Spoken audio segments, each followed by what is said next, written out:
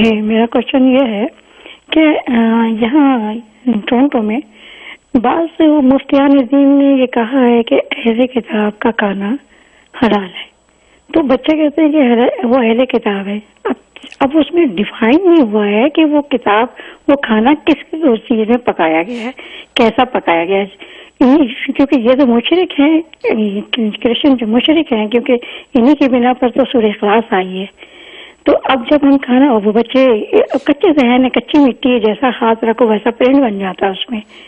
دوسرا سوال یہ ہے کہ اہل کتاب کی لڑکی سے شادی کرنا، اب اہل کتاب کی لڑکی تو مشرک ہے، اب بچے جو ہوں گے تو وہ تو اس کے دین پہ چلیں گے نا، تو پھر اس کا کیا ہوگا؟ جی بہت شکریہ. تو میرا سوال یہ ہے کہ لڑکی غیر مذہب کی ہے، اپنی نہیں ہے، غیر مذہب کی. اسلام کے اندر کتنے قبیلے کتنے لوگ ہیں، لیکن جب دوسرے دین کی لڑکی آئے گی تو بچے بھی اسی کے دین پہ چلیں گے.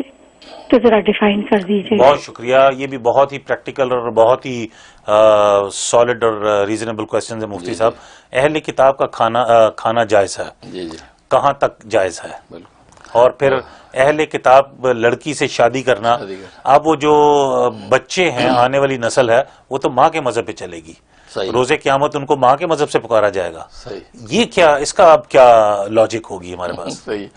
بہت اچھے دونوں سوال ہیں آپ کے، اور واقعی یہاں امریکہ یورپ کی دنیا میں اس کی ضرورت پیش آتی ہے، اور یہ حالات بھی پیش آ جاتے ہیں کہ اہل کتاب کا کھانا پڑ رہا ہے، اہل کتاب لڑکی سے شادی کرنی پڑ رہی ہے، صورتحال بھی پیش آتی ہے.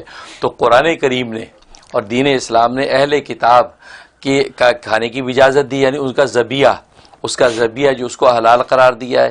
اسی طریقے سے اہل کتاب کی لڑکی سے، عورت سے شادی کرنے کی بھی اجازت دی ہے. لہٰذا قرآن نے اس کی اجازت دی ہے، باوجود اس کے کہ وہ ان کے اندر شرک کے ایلیمنٹس موجود ہیں. جس کو آپ کہہ رہے ہیں کہ مشرک ہیں یہ لوگ، تو وہ قرآن نے ان کو مشرک مانا ہے. مشرک ماننے کے باوجود بھی اجازت دی ہے.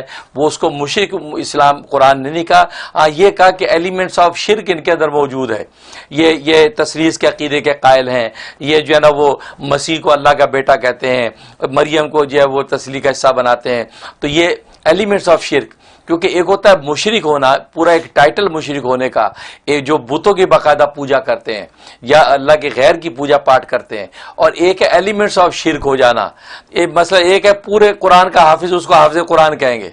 ایک آدمی جو ہے 20 صورتوں کا حافظ، اس کو حافظ قرآن نہیں کہیں گے، حالانکہ وہ بھی قرآن کا ہی حافظ ہے، کیونکہ 20 صورتیں قرآن ہی تو ہیں، لیکن اس کو حافظ نہیں کہتے، اس کو یہ کہتے ہیں اس چند صورتوں کا حافظ ہے. اس سے ایلیمنٹس آف شرک ان اہل کتاب کے اندر موجود ہے، اور قرآن نے اس کو شرک مانا، اس کے باوجود اجازت دی ہے کہ اہل کتاب کا کھانا حلال.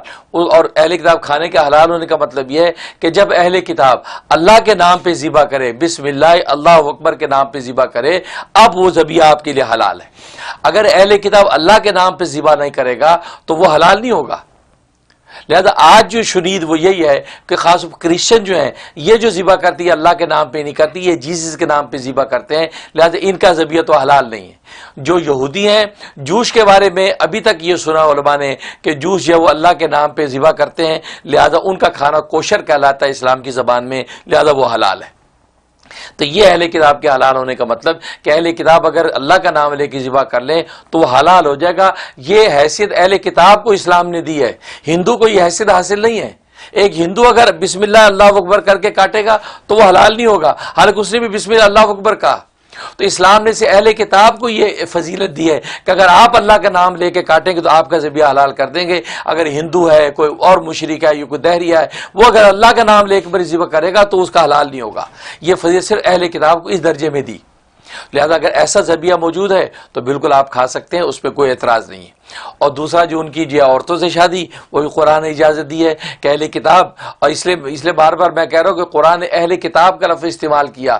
اس کا مطلب یہ ہوا کہ وہ اہل کتاب ہونی چاہیے، وہ دہریے نہ ہو، وہ ایسے نہ ہو کہ وی ڈونٹ بلیو گاڈ، ہم اللہ کو نہیں مانتے، we don't believe any religion, ہم کسی مذہب پہ آج تو وہ ہیں، لہذا وہ ایتھیسٹ ہو جاتے ہیں، اور ایتھیسٹ جو ہے وہ ظاہر اہل کتاب کے زمرے میں نہیں. تو اہل کتاب اگر واقعی اہل کتاب ہیں، جس کو مذہبی اہل کتاب کہتے ہیں، جو تثلیث کے عقیدے کی قائل ہیں، جو حضرت عیسیٰ کو اللہ کا بیٹا کہتے ہیں، مریم کو الوہیت میں شامل سمجھتے ہیں، تو یہ اہل کفارے کے عقیدے کے قائل ہیں. یہ وہ اہل کتاب مذہبی اہل کتاب ہیں، ان کے ساتھ جو ہے نکاح کرنے کی بالکل اجازت ہے. اب ان کی عورتوں سے شادی کر سکتے ہیں.